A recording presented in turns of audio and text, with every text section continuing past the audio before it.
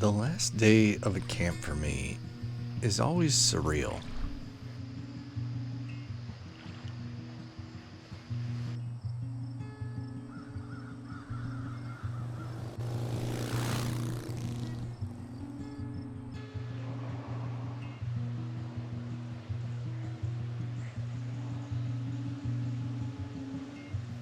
Camping in Negwegon State Park is always a great time regardless of the weather.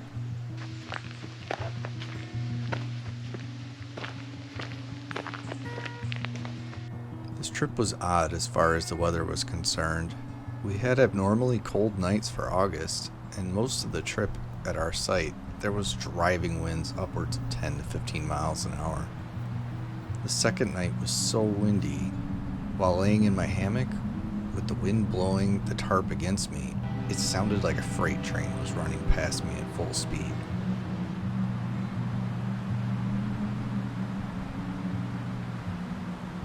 However, this morning, I woke to silence. No more crashing of waves against the rocks along the shoreline. No more wind howling through the trees and creaks of limbs rubbing against one another.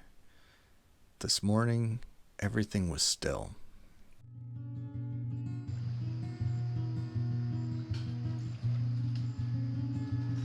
I begrudgingly pulled the warmth of my blanket from me and made my way out of the hammock, grabbing my rain jacket to retain some warmth and block some of the chilly morning air. Stretching and getting blood flowing, I made my way over to the table where I made my first cup of coffee for the day. There's something soothing about making coffee with the firebox stove setup I have. I walk to the water's edge and collect some water to filter. I pour it into the pot and hear the audible sound of water splashing against the cold steel. This trip, I used the new wood fire gas burner, so I turned on the gas and lit the fire. Placing the cold pot over the fire, you could hear the sizzle of a few drops of water on the outside of the pot hit the titanium of the firebox.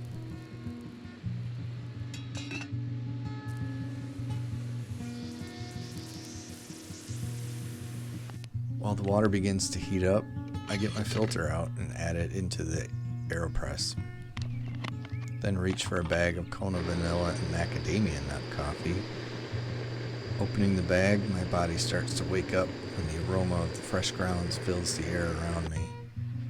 I pour the grounds into the press, listening to the small granules hit the paper filter and slide from the bag. I place the press on top of my waiting backpacker's mug and reach for the water that has begun to boil. I pour the steaming water into the press and hear the satisfying sound as it fills the tube and soaks the coffee grounds.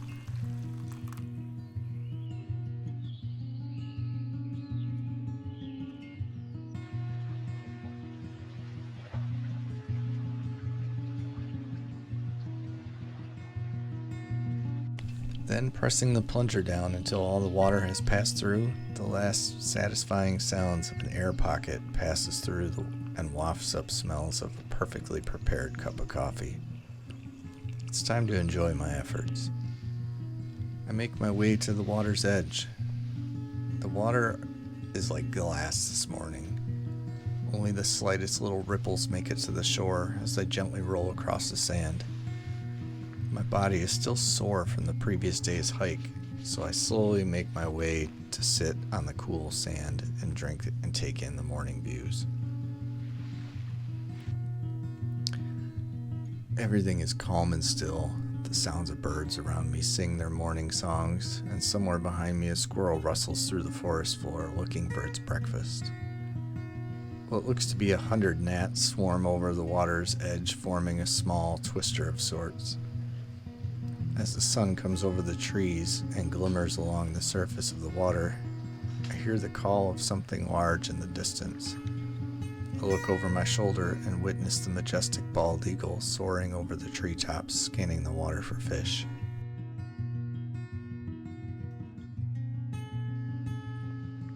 As I swallow, I feel the warmth rush through me and begin to relax my sore muscles and lift my spirits. The last day is always tough because I never want to leave. The weather can be horrible, the food bad, and the sleeping non-existent. But I never want it to be over. Being in the woods, everything escapes you. The stresses of life melt away, and you feel your soul become filled with an energy that no sugar-filled carbonated energy drink can bring.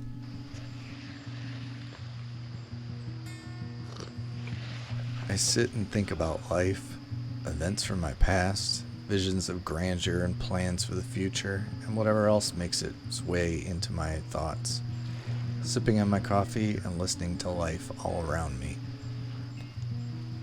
I get lost in thought for so long that I lose track of time.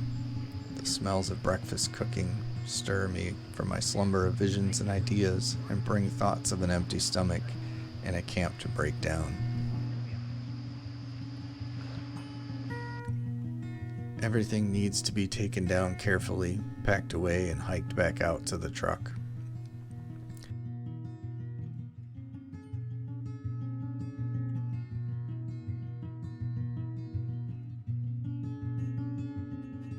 This was a great trip, spent with good friends.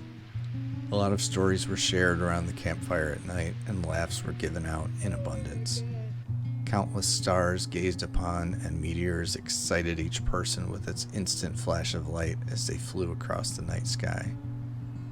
The sky so dark at times that the Milky Way could be seen easily.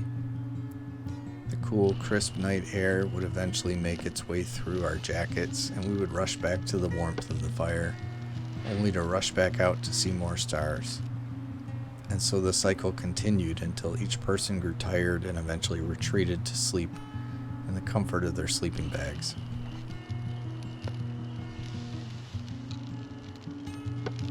Skills were shared and new projects and ideas were tested, some successful and others still needing work. Friendships were strengthened, miles were walked, and bonds were built. Camping brings me close to nature and to myself. It helps me find my inner peace, helps to work through problems I may be having, or it's just an excuse to unplug for a few days and settle in with a good book. Sitting on the cool sand, watching the clear, glassy water in the morning, all while enjoying a fresh cup of coffee, to me is the best way to end a great camping trip. Until the next one.